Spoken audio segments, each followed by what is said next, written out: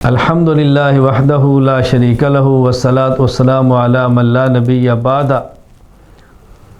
قربانی شریعت کا حکم ہے، شریعت نے تفصیلات بتائی ہیں۔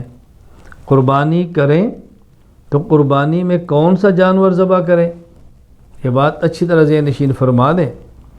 اونٹ، گائے یا بھینس، بھیڑ، بکری، یہ قربانی کے جانور ہیں۔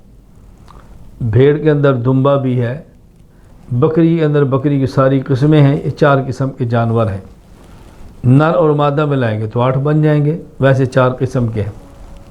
نمبر 1 اونٹ، نمبر 2 گائے اور بھینس، نمبر 3 بھیڑ دمبا، نمبر 4 بکری کی ساری قسمیں، یہ جانور ہیں۔ قرآن کریم سورۃ الحج میں اللہ تعالیٰ فرماتے ہیں وَلِكُلِّ أُمَّةٍ جَعَلْنَا مَنْسَكًا لِيَذْكُرُوا اسْمَ اللَّهِ عَلَى مَا رَزَقَهُم مِّن بَهِيمَةِ الْأَنْعَامِ، ہم نے ہر امت کے لیے چوپایوں کے مخصوص جانوروں پر ایک میں سے قربانی لازم کی ہے، اس پر اللہ کا نام لیں اور قربانی کے اندر جانور ذبح کریں۔ تو یہاں فرمایا ہے من بہیمۃ الانعام، من بہیمۃ الانعام، مخصوص جانور۔ یہ مخصوص جانور کون سے ہیں؟ اس کی خود وضاح سورۃ الانعام آیت نمبر 142، 43 اور 144 کے اندر موجود ہے۔ ثمانیۃ ازواج، فرمایا 8 قسم کے جانور ہیں۔ من الضأن اثنین و من المعز اثنین، 8 قسم کے جانور۔ نر اور مادہ بھیڑ، نر اور مادہ بکری، یعنی بھیڑ، دمبا، مینڈا، دمبی، نر اور مادہ، دمبی ہے، دمبا ہے، بھیڑ ہے، مینڈا، بکری اور بکرا۔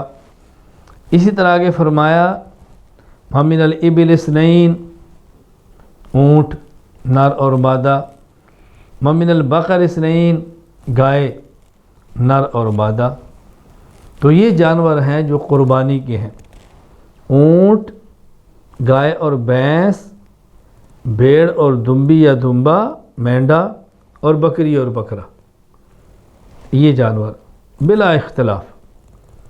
گائے کے علاوہ بھینس کے اندر بھی قربانی کرنی چاہیے، بھینس قربانی کا جانور ہے، اس پر مستقل ہمارے دلائل آ رہے ہیں انشاءاللہ العزیز۔ اس وقت یہ وضاحت کرنے مقصود ہے کہ قربانی کے جانور صرف یہ ہیں، ان جانوروں میں گھوڑا بھی نہیں ہے، ان جانوروں میں مرغا بھی نہیں ہے، ان جانوروں میں ہرن بھی نہیں ہے، یہ جانور نہیں ہے۔